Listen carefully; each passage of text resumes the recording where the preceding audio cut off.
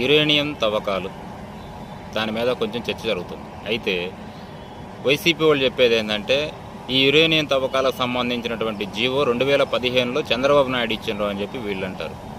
కానీ కూటమి ప్రభుత్వం ఏముంటుందంటే లేదు ఇదంతా జగన్మోహన్ రెడ్డి చేసినటువంటి పని, ఇదంతా ఈ ఈ ఈ తప్పంతా కూడా జగన్మోహన్ రెడ్డిది అంటారు. ఇదంతా ఎందుకు? అసలు 2015లో ఆ యురేనియం సంబంధించినటువంటి జీవో ఎవరు ఇచ్చారు, ఏ పరిస్థితిలో ఇచ్చారు, ఏ టర్మ్స్ అండ్ కండిషన్స్ మీద ఇచ్చారు అనేది ప్రజలకు చెప్పేస్తే పోద్ది కదా. ఒకరినొకరు దుమ్మెత్తి పోసుకోవడం ఎందుకు? వీళ్ళేమో మీరంటారు, మీరేమో వీళ్ళు అంటారు. అంటే మీ మాటలు వినేటట్టు ప్రజలు అమాయకులా?